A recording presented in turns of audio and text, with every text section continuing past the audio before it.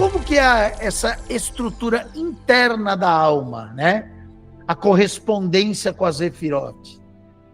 Um dos ensinamentos mais profundos do Zohar é que a alma humana é estruturada exatamente como os mundos superiores.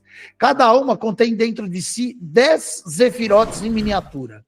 Keter na alma, a vontade e o desejo mais profundo da pessoa. Sua conexão supraconsciente com o divino.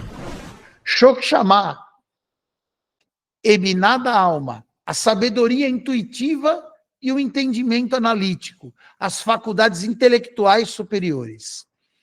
Zefirote emocionais na alma, é o Chesed, Gevurah, Tiferet, Netzach, Hod e Esod. Corresponde aos diferentes aspectos emocionais e tratos ou traços de caráter. Malchut na alma, a capacidade de ação e manifestação no mundo físico, a expressão prática da espiritualidade. Esta correspondência significa que o homem é um micro-organismo, ou um microcosmo, um universo em miniatura. Ao corrigir a Sefirot dentro de si mesmo, a pessoa corrige simultaneamente os mundos superiores. Qual que é o propósito da alma?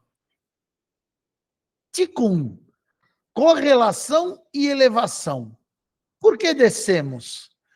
O Zohar explica que as almas desceram a este mundo com um propósito específico. Realizar o Tikkun. O que é o Tikkun? A correção. No estado original da unidade com o Criador, as almas recebiam prazer infinito. Mas este prazer vinha sem esforço próprio, criando um sentimento de pão da vergonha. Ganhar através do esforço. Como que funciona isso? Para que o prazer seja completo e merecido, as almas precisam ganhá-lo através do seu próprio esforço.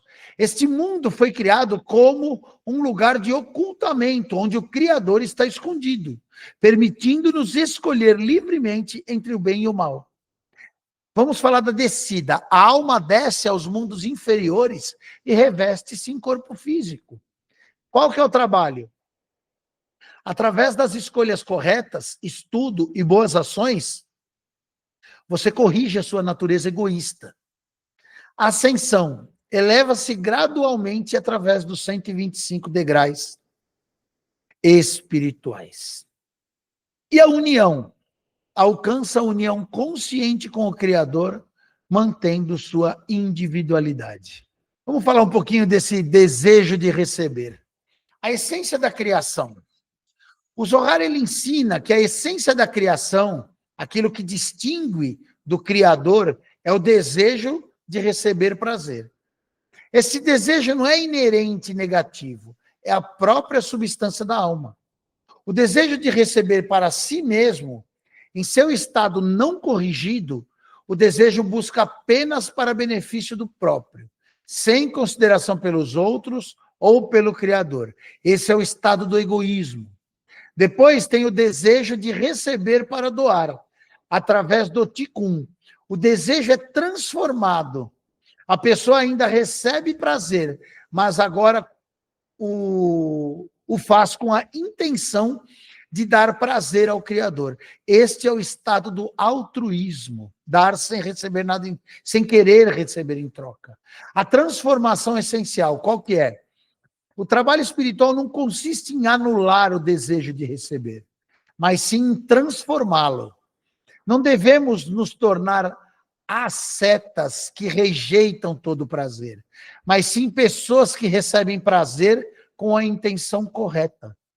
O Criador criou o desejo de receber prazer, e toda a correção consiste em mudar a intenção de receber para si mesmo, para receber, para doar ao Criador. Esta é a essência de todo o caminho espiritual revelado pelo Zohar. A transformação gradual do egoísmo em altruísmo, mantendo o desejo, mas mudando a sua direção. Vamos falar do ciclo das almas. Reencarnação. Guyugul Neshamot. Como que é esse ciclo das almas, né? Dividido em tantas religiões, e cada um fala uma coisa. Eu acredito, eu não acredito. Mas a pessoa não sabe nem por que fala que acredita, nem por que não fala que não acredita. Não pesquisa, não se aprofunda, né? Então vamos lá. O Zohar, ele ensina extensivamente sobre o Gilgul Neshamot, que é a reencarnação das almas.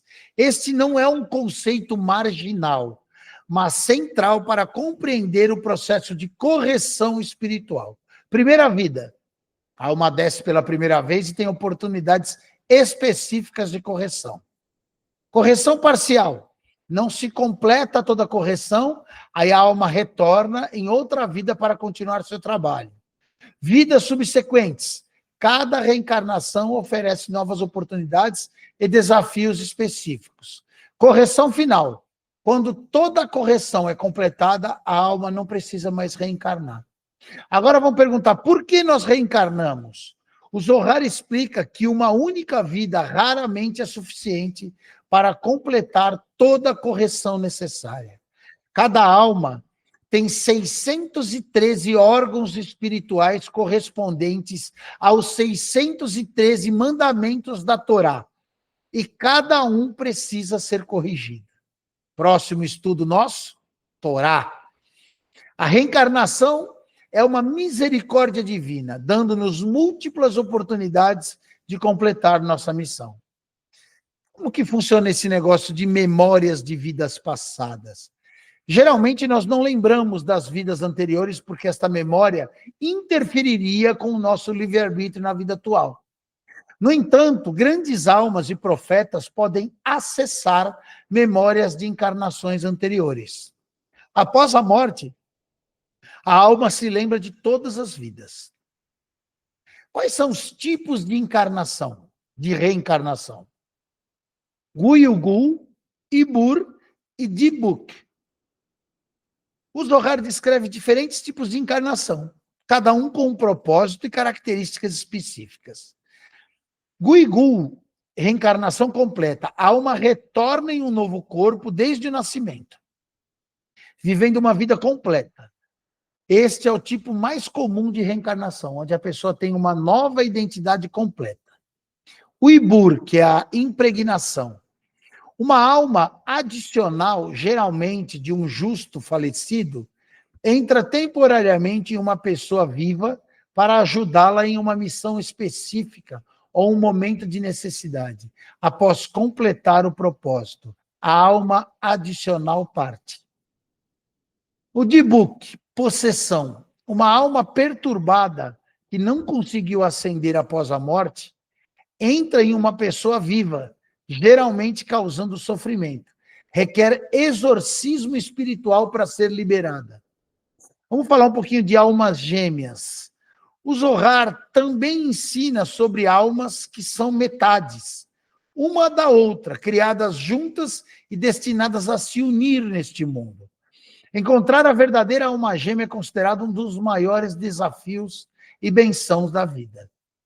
A jornada da alma após a morte. O mundo das almas. O Zohar descreve em detalhes fascinantes o que acontece com a alma após a morte física do corpo. Esta jornada é complexa e passa por várias etapas. Primeiro, a separação do corpo. No momento da morte, a alma se separa do corpo. Almas justas experimentam isto com libertação. Almas não corrigidas sentem grande dificuldade e resistência. O encontro com os anjos. A alma é recebida por anjos que a escoltam. Anjos de misericórdias recebem os justos. Anjos de julgamentos recebem aqueles que precisam de purificação. Revisão da vida.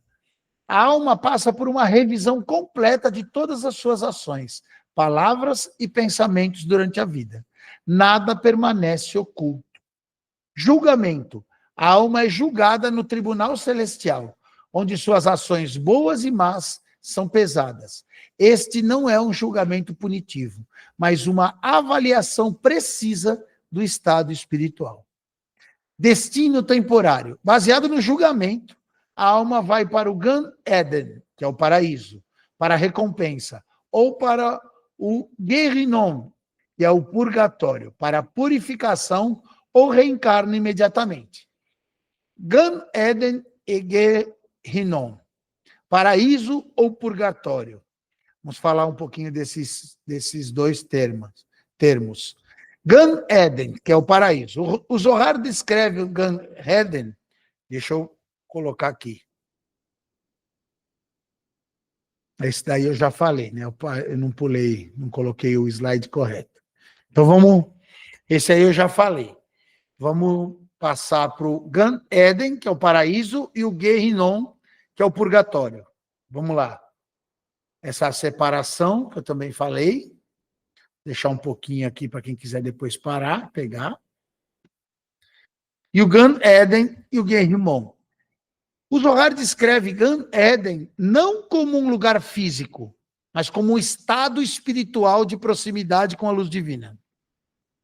Existem múltiplos de Gan Eden, correspondentes aos diferentes níveis espirituais alcançados pela alma durante a vida.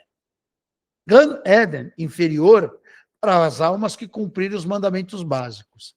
Gan Eden superior para as almas de grandes justos e sábios. Cada nível oferece prazer espiritual proporcional à correção alcançada. Gehinnom, vamos lá para esse purgatório aí. Ele não é um inferno eterno de punição, mas um processo de purificação temporária. A alma experimenta a queima de suas impurezas espirituais. Um processo doloroso, mas necessário e misericordioso. A sua duração máxima é de 12 meses para a maioria das almas. O processo de limpeza espiritual não é uma vingança divina. Após purificação, a alma ascende a Gan Eden ou reencarna.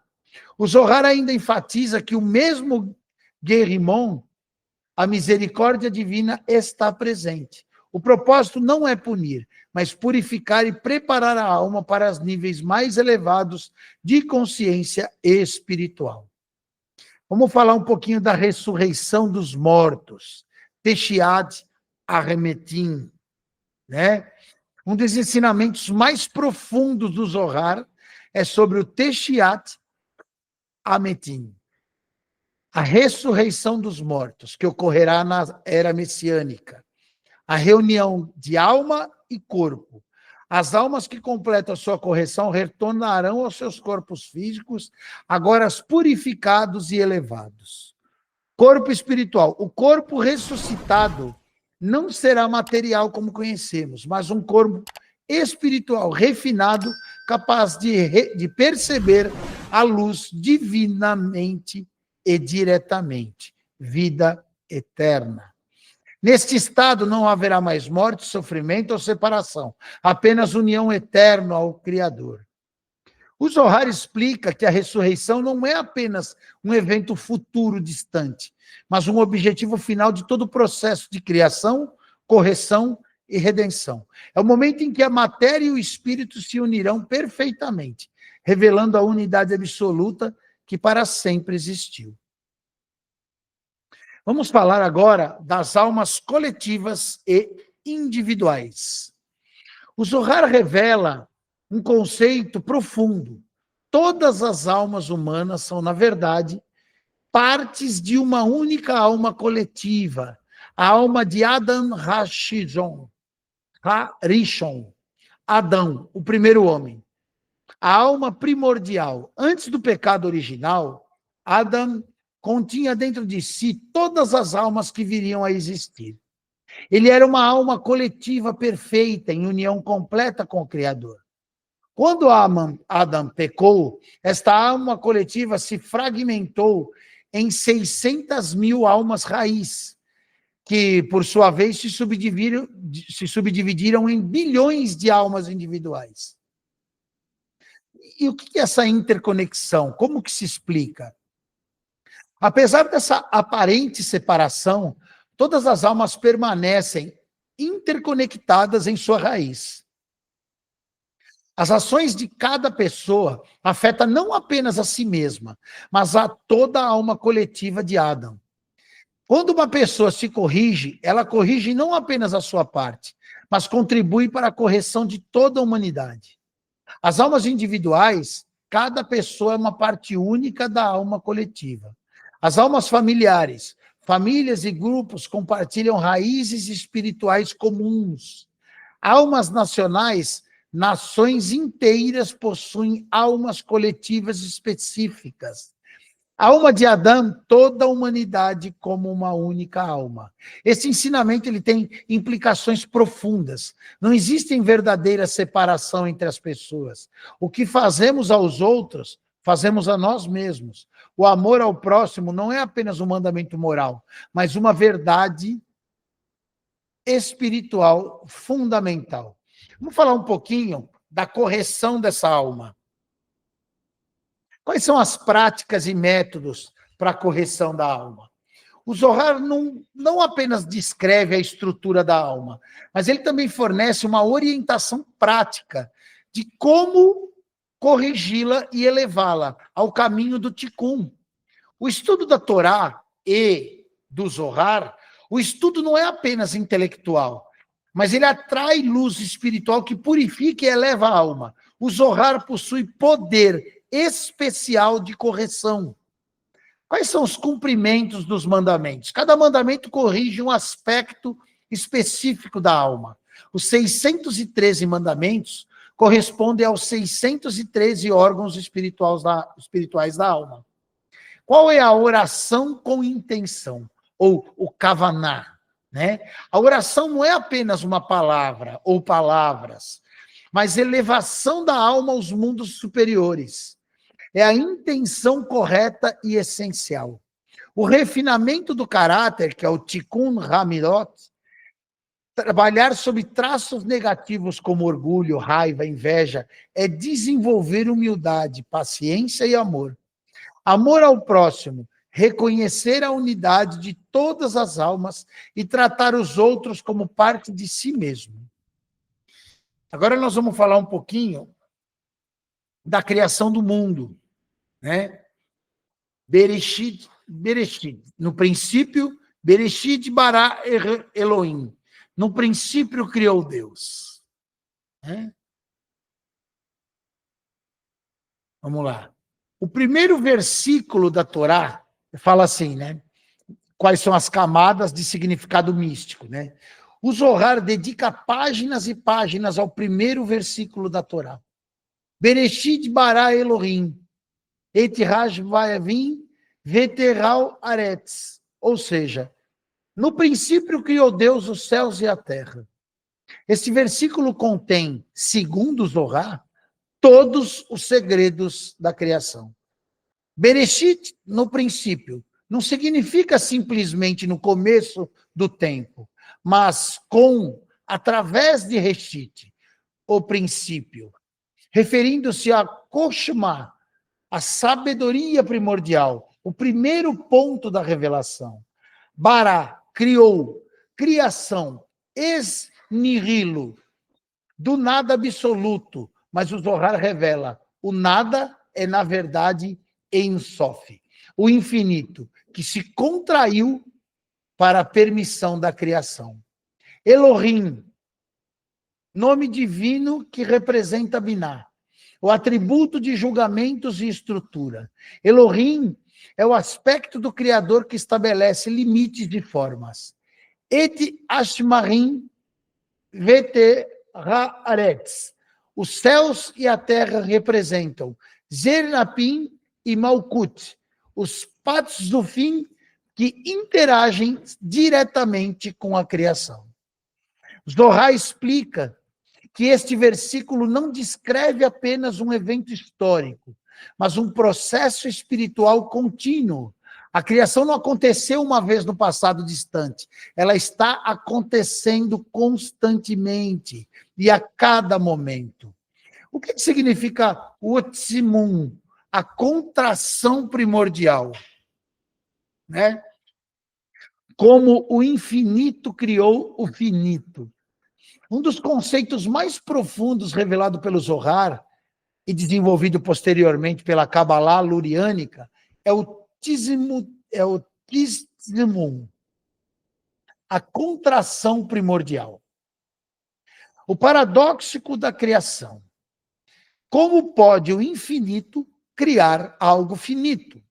Se Ein Sof preenche tudo onde há espaço para a criação existir, é uma pergunta, né? O Zohar responde: o Criador realizou um ato de autolimitação, contraindo sua luz infinita para criar um espaço vazio. Shalau Arapanuim, onde a criação pudesse existir. Não é ausência real. Esse vazio não é uma ausência real das presenças divinas, mas um ocultamento. É como uma pessoa que fecha os olhos à luz, mas a luz ainda está lá. Ela escolhe não vê-la. O Tzimtzum criou a possibilidade de percepção de separação, essencial para o livre-arbítrio. Eu prometo para vocês que eu vou começar a ouvir mais estas palavras do Zohar, as palavras do Torá, do Talmud, para que minha pronúncia em relação a essas riquezas seja mais correta, tá bom? Antes de mais nada, não esquece de curtir aqui, não esquece de compartilhar, não esquece de deixar teu comentário, de navegar com a gente na profundidade desse baú de tesouro que nós estamos navegando. O Ein Sof preenche tudo, o estado original, a luz infinita sem limites. O Tzimtzum, né, é a contração, até o nome parece uma própria contração, né? Criação do espaço vazio através do ocultamento. Muitas vezes a gente vê alguém cometer atrocidades, né? A própria atrocidade é o ocultamento divino da luz naquele ser. Né? Já explica muita coisa, né? E a criação dos mundos, através deste raio, os mundos são emanados. Pessoal, essa aqui é a continuação. Então, vou pedir para vocês, quem não assistiu, assista a live anterior e a outra, e a outra, e a outra, porque realmente é um conteúdo sagrado, santo, limpo, riquíssimo em códigos espirituais, para que as pessoas se desprendam dessa matrix que nos aprisiona, que nos incomoda, que nos programa a sermos reféns de notícias e narrativas. Vou deixar aqui uma instrução de aprendizado. Nós temos 5 sentidos materiais: visão, audição, tato, paladar e olfato. Todos os nossos sentidos estão 24 horas recebendo frequências, vibrações e captando aqueles sinais os quais eles são criados para receber. Então, observe o que você escuta, observe o que você vê, observe o que você sente, o que você tateia, o que você degusta, o que você digere ou não. Então, traga para você aquilo que realmente é saudável. Isso é consciência espiritual. Você é templo e morada do Espírito Santo. Não dê para os teus olhos, está escrito na palavra, que é a vitrine da alma, aquilo que não edifica a sua vida. Tá bom? Pedir para vocês aqui compartilhar, se inscrever, comentar. Muito obrigado pelas pessoas que assistiram, pelas pessoas que compartilharam, mais ainda comentários maravilhosos, né? Um comentário maravilhoso, como de uma seguidora nossa, participante do nosso projeto, a Silvia. Realmente eu tenho que agradecer, porque você me faz animar, fortalecer e edificar minha fé, para continuar a saber que nós estamos alcançando almas especiais como a sua. Muito obrigado. Então, nós vamos seguir, né? Nós vamos falar aqui dos 7 dias da criação. Não esquece, se sentir no seu coração, coloca o Pix aqui, a nossa equipe vai colocar. Se você sentir de fazer uma doação, você vai favorecer muito o nosso trabalho. Mais ainda compartilhando, visualizando, estudando e nos questionando, mandando sugestões. Isso favorece demais. Nos 7 dias das criações, ele tem um significado muito mais profundo do que a gente está acostumado a ler na Bíblia, por exemplo, né? O Zohar, ele revela que os 7 dias da criação, eles são descritos nos Gênesis, não são somente períodos de tempo literal, mesmo porque em outra parte está escrito assim na Bíblia: um dia como 1000 anos e 1000 anos é como um dia. Então, já entra outros mistérios por trás de tudo isso. As 7 etapas espirituais na emanação dos mundos correspondentes às 7 sefirotes inferiores. Ou seja, no dia 1, onde houve o haja luz, né? A luz primordial é o G7. O G7, ele é a luz primordial, misericórdia e expansão. Separação entre luz e trevas, igual a distinção entre doação e recepção.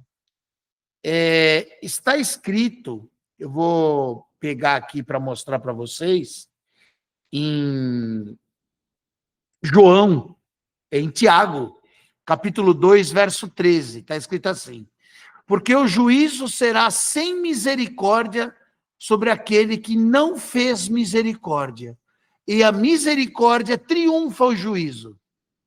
Então, o dia 1 nada mais é do que a misericórdia e a expansão, a separação entre luz e trevas, que é igualmente distinto entre doação e recepção. No dia 2, o Gevurá, que são as separações das águas, o Gevurá, ele estabelece limites e distinções da criação do firmamento, que é igualmente formado a estrutura e a contenção. No dia 3, tem o Tiferet. O que é o Tiferet? A terra seca e vegetação. Tiferet, ele harmoniza com o G7 e o Gevurá. É o aparecimento da vida, o equilíbrio perfeito. No dia 4, sol, luas e estrelas. Netzach. Netzach representa a eternidade dos ciclos, luminares, persistência da luz através do tempo. No dia 5, o Rod. Rod são as criaturas aquáticas e aves. O Rod representa a glória e a multiplicidade, a vida animal, a diversidade da unidade. No dia 6, o Yesod. O Yesod são o quê? Os animais terrestres e o homem. O Yesod é o fundamento que conecta tudo, da criação do homem e da união de todos os níveis. E depois, no dia 7, nós encontramos o Malkut, que é o Shabat. O que é o Shabat? É o descanso. Malkut recebe de todas as sefirotes superiores o Shabat. É a revelação da unidade completa. Vamos falar um pouquinho da criação do homem, né? Uma palavra extremamente linda e muito propagada em Gênesis 1, verso 26. Façamos o homem à nossa imagem e semelhança. O versículo, façamos o homem à nossa imagem, conforme a nossa semelhança, é um dos mais enigmáticos do Torá. O Zohar, ele revela os seus significados ocultos. Então, vamos lá. Façamos. Façamos está no plural. Não estão sozinhos. Quem está lá está em companhia. Então, o Criador, ele consultou os Patsufim superiores e os anjos, e isto ensina a humildade. O mesmo Criador consulta antes de criar o próprio homem. A nossa imagem. O que significa a nossa imagem? Não significa na forma física, mas na estrutura espiritual. O homem contém 10 Zefirot, assim como os mundos superiores.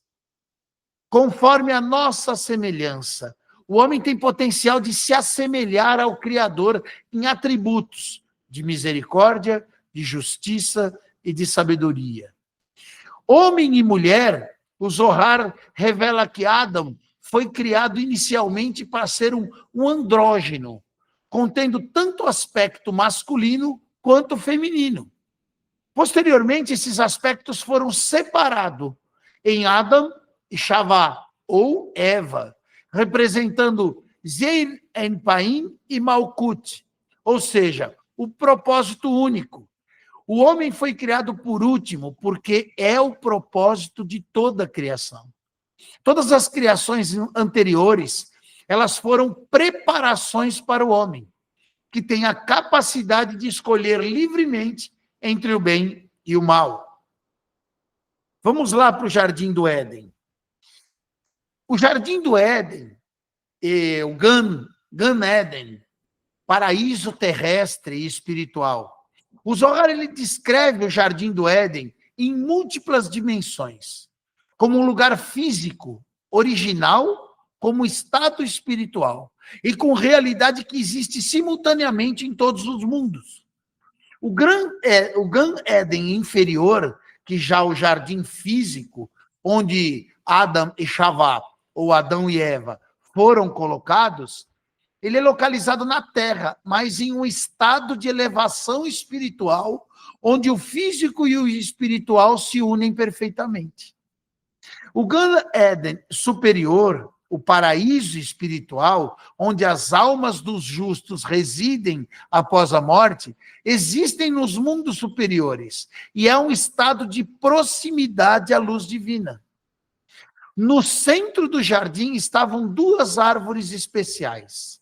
A árvore da vida, Etz Hashaim, e a árvore do conhecimento do bem e do mal, Etz Hadad Tov Verá. Essas duas árvores, da vida e do conhecimento. Vamos se aprofundar um pouquinho? As duas árvores da vida e do conhecimento, elas representam o Zeir Anpin e o Patzfur masculino, que é a fonte da vida e da benção. Comer dessa árvore concederia vida eterna e união perfeita com o Criador. Corresponde ao caminho de doação pura, sem mistura de recepção egoísta.